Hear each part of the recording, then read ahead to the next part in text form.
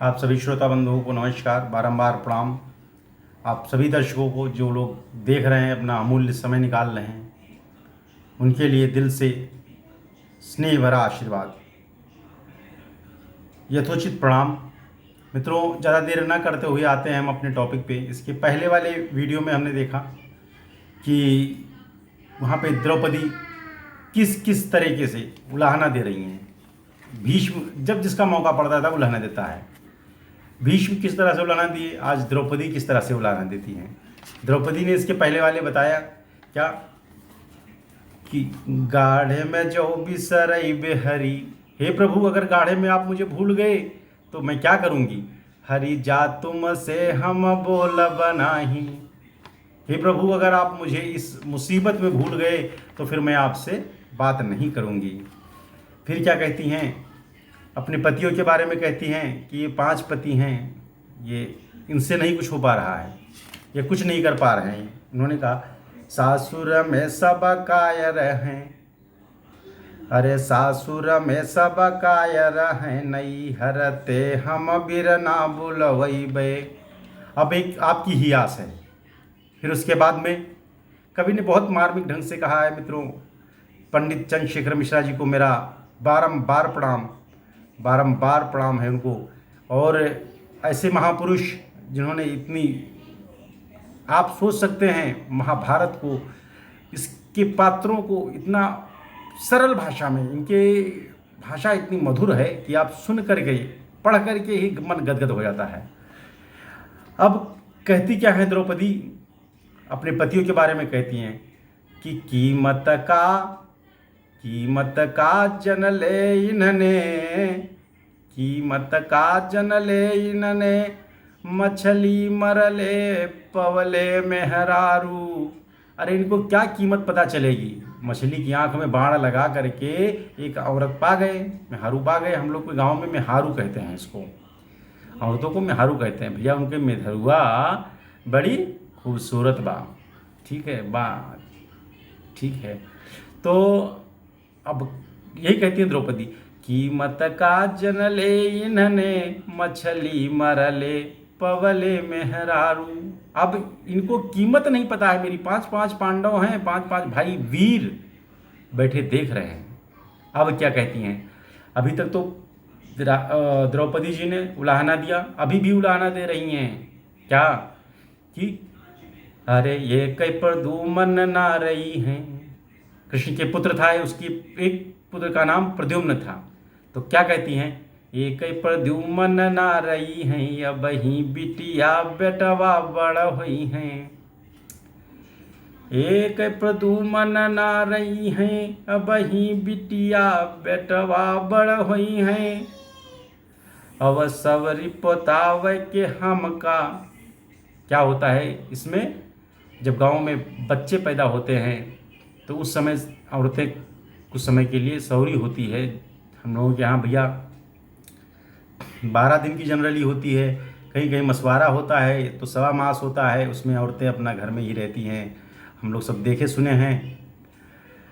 और होता क्या है, वो घर से बाहर निकलती नहीं है। उसके बाद में जब 12 दिन होता है या मसवारा होता है, जब ये सवा महीना पूरा हो जाता है तो घर को, वहाँ पे चूँकि मिट्टी का घर होता है, सब कुछ होता है, गोबर से, गाय के गोबर से उसका लेपन होता है। अब उसमें कहती हैं कि ये कई प्रद्युम्न ना रही हैं, अब ही बिटिया बेटवा बड़ हुई हैं। अब सवरी पोताव बदे हमका, हे सवरी पोताव बदे हमका, तुमका भेज के भौजी बुलवई हैं। वो सौरी को पुतवाने के लिए भौजी क्या करेंगी, आपको भेज करके मुझे बुलाने को कहेंगी। लेकिन उस दिन मैं क्या करूंगी, वा दिन तव हम आऊ बना, वा दिन ते हम आऊ बना, पुरखा वो तुम्हार मनायन बई हैं। जब भौजी भेजेंगी तब मैं क्या करूंगी, मैं आऊंगी नहीं।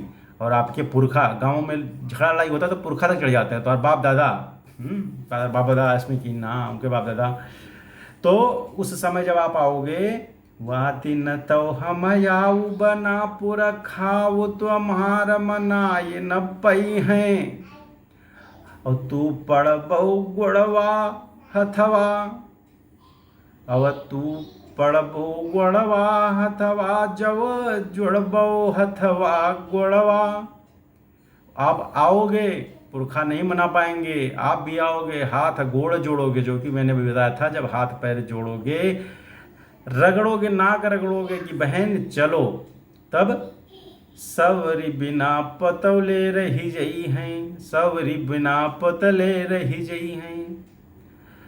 तू पड़बू गुड़वा हथवा, जो जुड़बौ गुड़वा हथवा, सवरी बिना पोतले रही जई हैं। तो उस टाइम सवरी को पोतने के लिए मैं नहीं आऊँगी, क्योंकि आज मेरा समय है, आज मेरी मुसीबत है, और कृष्ण मैं आज आपको बुला रही हूँ, आज मेरे समय पर आप नहीं दिखाई दे रहे हो।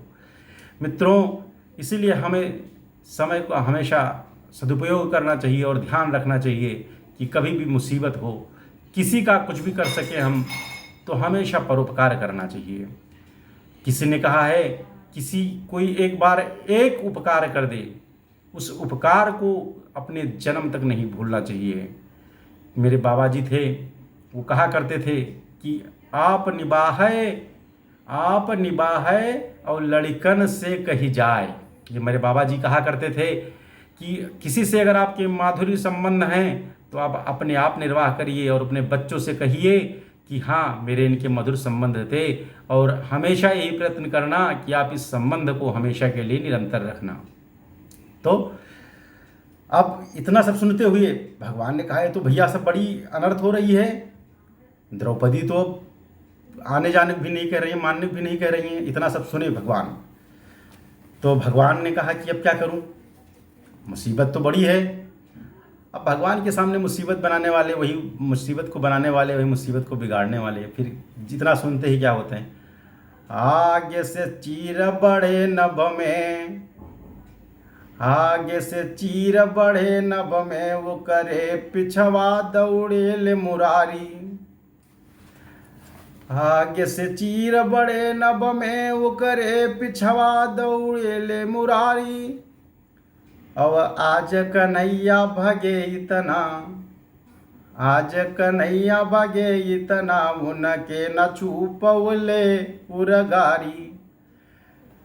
आगे से चीर बढ़े नभ में, उकरे पिछवा दौड़े ले मुरारी। आज कन्हैया भगे इतना। ओह प्रभु जी, क्या हो रहा है आज? चीर आगे आगे चल रही है, कन्हैया पीछे पीछे चल रहे हैं, और उसके बाद में आज कन्हैया भगे इतना, उनका के न छू पवले उरगारी। भगवान कृष्ण का जो क्या है, वाहक है, वो गरुण जी हैं, और गरुण की गति जो होती है वो मन से तीव्र होती है। अगर हम मन में सोचते हैं कि मैं यहाँ बैठा हूँ, यहाँ से घर पहुँच जाऊँ, उतने समय में गरुण वहाँ पहुँच जाता है। आप सोचिए, इतनी तीव्र वेग का गरुण, भगवान उसको भी पीछे छोड़ देते हैं, और गरुण को पीछे छोड़ करके आगे आगे चल देते हैं। उसके पहले, उनके आगे चलने से पहले क्या होता है, आगे से चीर बढ़े नभ में। ऊपर देखिए आकाश में क्या हो रहा है, आगे से चीर बढ़े नभ में, वो करे पिछवा दौड़े ले मुरारी। आज कन्हैया भगे इतना, उनका के न छू पवले उरगारी। और तीन विमान उड़े नभ में। वाह, धन्यवाद है पंडित चंद्रशेखर मिश्रा जी को, बारंबार प्रणाम है, क्या शब्दों का इस्तेमाल किया है। मित्रों, कोई भी शब्द कहना है तो कहते समय शब्दों की भाषा पे ध्यान रखिए, अच्छे से अच्छे शब्द आप बोल जाएंगे, सामने वाला सोचता रह जाएगा। अगर आपकी वाक्पटुता इतनी अच्छी है तो आप सामने वालों को सोचने पे विवश कर देंगे, आप बोलेंगे प्रेम से, और सामने वाला समझ भी नहीं पाएगा। तो तीन विमान उड़े नभ में, तीन विमान चल रहे हैं आकाश में। अगवा के बढ़े यही होड़ लगाई, तीन विमान उड़े नभ में, अगवा के बढ़े यही होड़ लगाई। आज सभा में आकाश से कान्हा। अब जहाँ पे द्रौपदी का जो है चीरहरण हो रहा था, भगवान पहुँचे। आज सभा में आकाश से कान्हा, बढ़ावन लागे है छोड़ के साड़ी। आज सभा में आकाश से कान्हा बढ़ावन लागे है छोड़ के साड़ी। और 3 विमान उड़े नभ में अगवा के बढ़े यही होड़ लगाई। अब भगवान पहुंच गए सभा में, कहे भाई जिस लिए बहन आप बुलाई थी मैं आ गया, अब बताइए आदेश करिए क्या करूं। तो साड़ी घटे न तो बोला दुर्योधन खींच दुशासन जोर लगाई। वो कहता है कि साड़ी कमी नहीं हो रही है दुशासन, इस साड़ी को तेजी से खींचो और तेज तेज। ये सुनी के द्रौपदी हंसी बोली। जब ये सुनी द्रौपदी तो मुस्कुरा के क्या कहती हैं कि आ तू हूँ अब जोर लगा सही जा दे। ये सुनी के द्रौपदी हंसी बोली, आव तू जोर लगा सही जा दे। अरे उसको क्यों कह रहे हो, तेरे भी जितना दम है ना आगे तू भी लगा ले, खींच ले साड़ी, आज खींच पा जितना खींच ले, आज तेरी भी इच्छा पूरी हो जाए और मेरी भी इच्छा पूरी हो जाए। बाद में ये मत कहना कि नहीं खींचे थे। तो बात दयादि के आई गई, बत बाती पर बात हमें भी कहा दे। और चीर घटे न दुशासन से, क्या कहती हैं द्रौपदी जी कि चीर घटे न दुशासन से अपने अंधरे बपवा को पठा दे।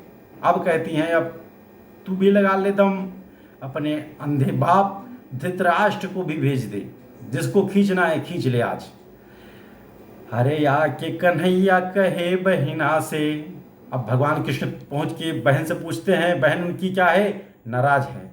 नाराज किस लिए हो गई, यहाँ पे आजकल लोग रिश्तों में छोटी छोटी बातों पे नाराज हो जाते हैं। ये नहीं सोचते हैं कि सामने वाले के सामने भी कुछ मजबूरियाँ रही होंगी। हो सकता है कि जब मैंने याद किया उसकी कुछ ना कुछ मजबूरियाँ ज़रूर रही होंगी। हम जानने का प्रयत्न तो करें एक बार। तो आके कन्हैया कहे बहिना से, आके कन्हैया कहे बहिना से, कहे बोलत नाही को हाइल बानी। अब आप काहे का नाराज हो, हम तो आ गए भैया, जो हमारी ड्यूटी हम कर रहे हैं। तो कहते हैं रहियन पनिया पीले, राही न पनिया पीले। रास्ते में हमने कहीं पानी तक नहीं पिया है और तनी देखे हमका घमाइल बानी। हमको देखिए कितना घाम धूप और सबको छोड़ छाड़ के मैं आ गया। तो बहिना अब मोरे वाहन अब ही मोरे पीछे, मेरा गरुड़ जो है ना वो वही मेरे पीछे आ रहा है, मैं उसको छोड़ के आया हूँ। वाहन बाय बही मोरे पीछे, वाहन बाय बही मोरे पीछे, मो पैदल धावत आवत बानी। हम क्या किए हैं, हम तो पैदल आए हैं, मेरा वाहन गरुड़ भी पीछे आ रहा है।